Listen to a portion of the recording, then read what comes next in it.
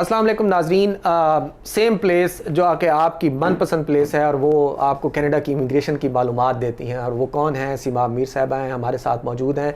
और बग़ैर किसी टाइम ज़ाया किए मैं आज स्टूडेंट के बारे में इनसे सवाल करूँगा। यानी अगर कोई बंदा आउट ऑफ कनाडा है और वो स्टडी वीज़ा के ऊपर कनाडा में आना चाहता है, स्पेशली हमारे पाकिस्तानियों के लिए ये सेगमेंट बहुत इंपॉर्टेंट है। आप ज़रूर सुनिए इसको और पूरा सुनिएगा कि अगर आपकी क्वालिफ़िकेशन और आपके लैंग्वेज प्रोफिशेंसी है और आप कनाडा आना चाहते हैं, तो मैं सिमाब साहबा से पूछूंगा कि क्या ईजीएस्ट वे हैं। जी अस्सलाम वालेकुम सिमाब। जी वालेकुम। कैसी हैं जी?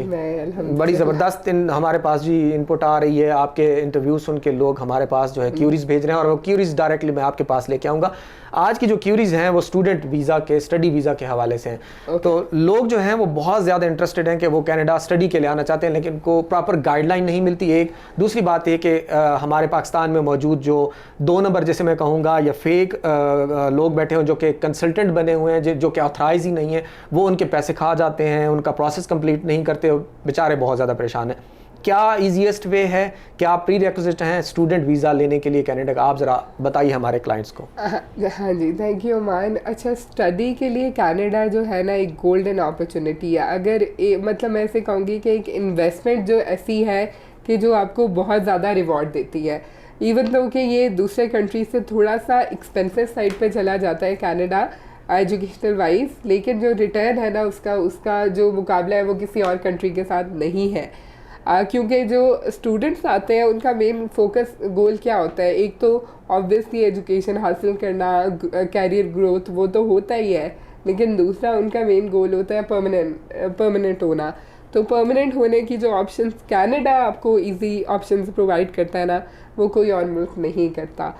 लोग यूके भी जाते हैं, अमेरिका जाते हैं, ऑस्ट्रेलिया जाते हैं, लेकिन बहुत सारे लोग डिसअपॉइंट होके वापस आ जाते हैं, सेटल नहीं हो पाते। ठीक है। तो कनाडा इस मामले में बहुत लीनियंट है और इंटरनेशनल स्टूडेंट्स के लिए तो बहुत अच्छी अपॉर्चुनिटी। अच्छा, मैं सवाल स्टार्ट करता हूँ। सिमा, आप ये बताएं, पाकिस्तान में बैठा हुआ एक रॉ आदमी, हम ये प्रोग्राम कर रहे हैं उस आम आदमी के लिए जिसके पास कंसल्टेंट को फीस देने के लिए पैसे नहीं है, तो आप ये प्रोग्राम ज़रूर सुने। आज मैं आपको रिप्रेजेंट कर रहा हूँ। वो कैसे कि सिमाब, कोई एक क्लाइंट जिसकी क्वालिफिकेशन इंटरमीडिएट है या ग्रेजुएशन है या मास्टर्स है और वो कनाडा आना चाहता है, ईजीएस्ट तरीके से बताएं कि वो कनाडा कैसे आ सकता है। देखिए, ईजीएस्ट तरीका ये है कि वो उसने आइट्स करना है, एटलीस्ट उससे 6 बैंड लेना है, 6 तो लेना है, कनाडा के लिए मस्ट है। जी ठीक है। मस्ट इसलिए है कि इन्होंने कनाडा को डाला है STS स्ट्रीम में, स्टूडेंट डायरेक्ट स्ट्रीम में। ठीक है। तो इसके लिए कुछ रिक्वायरमेंट्स होती हैं कि आपने तो इंग्लिश की रिक्वायरमेंट है कि आपने आर्ट्स में 6 मतलब ओवरऑल चारों में 6 लेना होता है। एकेडमिक है या जनरल? एकेडमिक है नहीं, जनरल भी चलता है, दोनों चल जाते हैं स्टडी के लिए। जी, स्टडी। और यूनिवर्सिटी की आपने 1 साल की फ़ी पूरी पे करनी होती है, पूरी 1 ईयर की फ़ी ये मांगते हैं एज अ गारंटी के स्टूडेंट पढ़ने आ रहा है। और वो कितनी होती है रफली फीस जो है? प्रोग्राम टू प्रोग्राम वैरी करता है। कुछ का मतलब बैचलर्स प्रोग्राम और डिप्लोमा प्रोग्राम की फ़ी डिफरेंट होती है। ठीक है। तो थर्डली जो है आपको एक यहाँ पे ब्लॉक अकाउंट खुलवाना होता है जिसको कहते हैं GIC अकाउंट। उसमें आपने एटलीस्ट एक स्टूडेंट ने $10,000 होल्ड करने होते हैं। ठीक है। वो भी एक तरह से आपकी गवर्नमेंट को आप गारंटी दे रहे हैं कि आपके पास फंड्स हैं कि आके आप यहाँ पे अपना खर्चा बर्दाश्त कर सकेंगे। तो वो भी आपको खुलवाना होता है। ये 3 रिक्वायरमेंट्स आपने GIC यानी गारंटेड इन्वेस्टमेंट सर्टिफिकेट जो होता है वो स्टूडेंट को प्रोवाइड करना होता है। अकाउंट खुलवाना होता है। ठीक है। और वो आपके अपने पैसे होते हैं, बैंक आपको मंथली करके थोड़े थोड़े देता रहता है वापस, लेकिन वो अकाउंट खुलवाना भी मैंडेटरी है। इन रिक्वायरमेंट्स के अलावा भी अलाउ है नॉन STS में अप्लाई करना, लेकिन उसमें वीज़ा रेशो बहुत कम है। अच्छा, तो क्या फ़र्क है अब नॉन STS और SDS में? क्या फ़र्क है? STS में यही जो मैंने 3-4 चीज़ें बताई हैं कि आपको 1 ईयर की फ़ी पे करनी है, आपको आइट्स की रिक्वायरमेंट मीट करनी है, आपने GIC अकाउंट खुलवाना है, आपने मेडिकल करवाना है, ये चीज़ें। और जो दूसरा है उसमें आप एक सेमेस्टर की फ़ी भी दे सकते हैं। आइट्स के भी रिक्वायरमेंट नहीं है, जो यूनिवर्सिटी की रिक्वायरमेंट है वो मीट कर ली तो वो चल जाता है। बैंक स्टेटमेंट लगा दे साथ, अपनी GIC अकाउंट ना खुलवाए, लेकिन उसका जो रेशो है ना वो कम है, वो कम है। अच्छा, आप ड्यूरेशन एक्सेप्टेंस की क्या, लाइक अगर आप एसडीएस में कर रहे हैं तो कितने टाइम में आपका वीज़ा या स्टूडेंट परमिट आपको मिल जाएगा, और दूसरी में कितने में देर लगेगी? आजकल जो है ना स्टडी वीज़ाज बहुत जल्दी आ रहे हैं। पाकिस्तान की अगर स्पेसिफिकली बात करें तो आजकल वीज़ाज जो है 3 to 4 वीक्स में भी स्टूडेंट्स के आ रहे हैं, तो अभी कोई ज़्यादा लंबा टाइमलाइन नहीं है स्टडी वीज़ा आने में। और रेशो भी बहुत माशाल्लाह से अच्छा चल रहा है। पोस्ट कोविड काफ़ी ज़्यादा पाकिस्तानी स्टूडेंट्स जो हैं वो कनाडा आए हैं। अच्छा सीमा, पाकिस्तान से स्टूडेंट तो बेपनाह हमारे काबिल लोग पढ़े हुए हैं, लोग आना भी चाहते हैं, लेकिन ये एक एजम्पशन है कि जी आपके पास बहुत ज़्यादा बैंक स्टेटमेंट होनी चाहिए और आपके पास जो है वो पैसे इतने होने चाहिए। क्या मिनिमम रिक्वायरमेंट है किसी भी स्ट्रीम में दाखिला लेने के लिए? देखिए ये रिक्वायरमेंट तो है कि आपने फ़ी पे करनी है 1 साल की। ठीक है। और अगर जीआईसी आप खुलवा लेते हैं और वो एसटीएस की रिक्वायरमेंट मीट हो जाती है तो फिर आपको ज़रूरत नहीं है कि आप उसके अलावा बैंक स्टेटमेंट शो करें। अगर आपकी है तो हम एज ए सपोर्ट लगा देते हैं, लेकिन अगर नहीं भी अफोर्ड कर सकते तो एक गारंटी आप गवर्नमेंट को दे रहे हैं उनके लिए, वो भी काफ़ी है। उसकी बेस पे भी लोगों के वीज़ाज अप्रूव हो जाते हैं। अच्छा सीमा, मैं पढ़ रहा था कि आप लोग कोई 150 के करीब इंस्टीट्यूशंस जो हैं कनाडा में मौजूद उसको डील करते हो, आप यूके को भी डील करते हो, अमेरिका ऑस्ट्रेलिया को भी डील करते हो। तो अगर मैं कनाडा की स्पेसिफिक बात करूं तो पूरे कनाडा में इतने ज़्यादा इंस्टीट्यूशन को आप डील करते हो, क्या अपॉर्चुनिटीज़ देंगी आप क्लाइंट्स को जो पाकिस्तान से आना चाहते हैं? क्या प्रेफरेंस होनी चाहिए?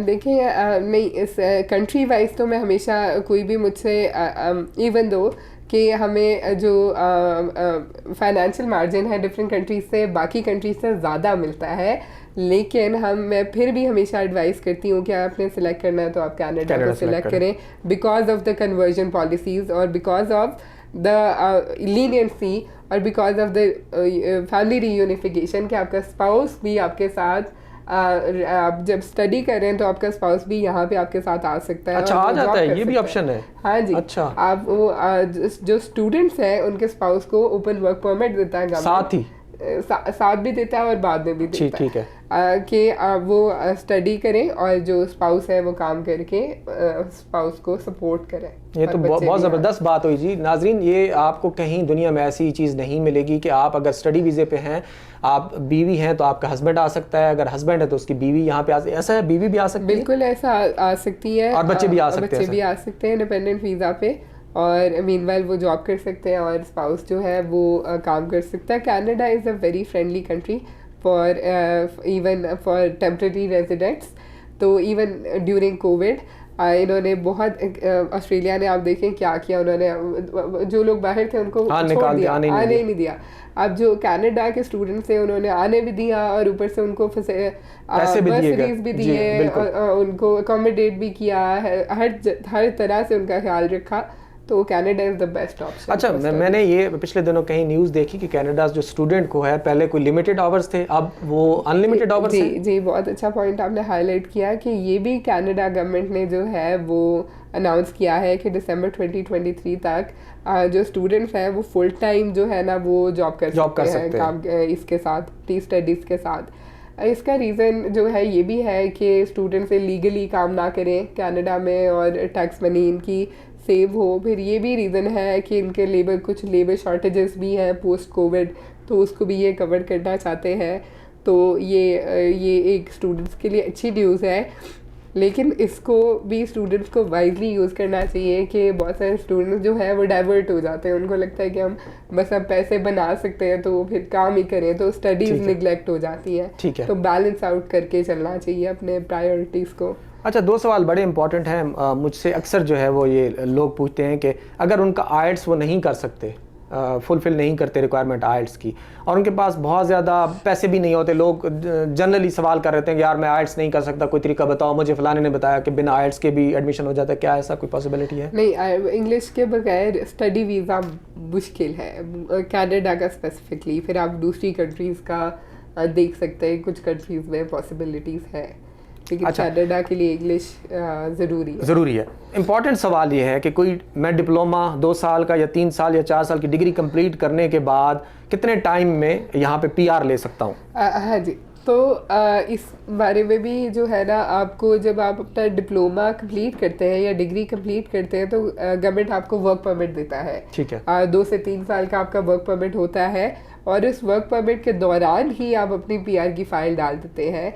एक साल जॉब करते हैं और कैनेडियन एक्सपीरियंस क्लास के अंडर आपकी पीआर की फ़ाइल चली जाती है। कुछ जो है ना प्रोविंसेस ऐसी हैं जो बड़ी लीनियंट है इस मामले में, और जिनको जो अपने इंटरनेशनल स्टूडेंट्स को बड़ा फोकस करती हैं और वो चाहती हैं कि वो स्टूडेंट्स वहीं पे रिलोकेट हों, तो फिर वो उनको PNPs दे देती हैं even before the 1 year time, कि वो क्योंकि वो वहाँ के ग्रेजुएट स्टूडेंट्स होते हैं उन स्पेसिफिक प्रोविंसेस के। तो इंटरनेशनल स्टूडेंट्स के लिए जो प्रोविंशियल नॉमिनेशन प्रोग्राम्स हैं वो भी बहुत अच्छे हैं कनाडा के। Thank you so much Seemab. हमने आज एजुकेशन के रिलेटेड, यानी अगर आप कनाडा में आना चाहते हैं तो आपको कनाडा में आने के लिए सिंपली क्या रिक्वायरमेंट पूरी करनी है। आपकी एक तो बेसिक एजुकेशन होनी चाहिए, फिर उसके बाद आइल्स होना चाहिए, फिर आपके पास फंड्स होने चाहिए। अगर ये चीज़ें 3-4 आपके पास हैं तो बड़ी ईजीली आप कनाडा आ सकते हैं। लेकिन कैसे आ सकते हैं, सिमाब साहब से रब्ता करेंगी, क्योंकि आप 150 से ज़्यादा इंस्टीट्यूशन को डील करते हैं कनाडा, UK, अमेरिका और ऑस्ट्रेलिया में। तो इनके पास जब आप आएंगे तो बहुत ही रीज़नेबल प्राइस आपको मिलेगी और आपका एडमिशन पूरे टाइम पे होगा। आपके साथ कोई फ्रॉड नहीं होगा, जैसे कि पाकिस्तान में बैठे हुए आप पैसे ज़ाया कर देते हैं। तो आपको ये गारंटी है कि अगर आप प्रोविडेंट इमिग्रेशन और सिमाब मीर साहबा के पास आएंगे तो आपको 100% आपका काम मिलेगा। हमारे साथ रहिए और आप हमारे इस सेगमेंट को देखते रहिए, क्योंकि आपको फ्री ऑफ कॉस्ट और बड़ी अच्छी इन्फॉर्मेशन जो है सिमाब दे रही हैं। तो हम आपसे नेक्स्ट सेगमेंट में बड़े अच्छे टॉपिक के ऊपर गुफ्तगू करेंगे। आप हमारे साथ रहिए।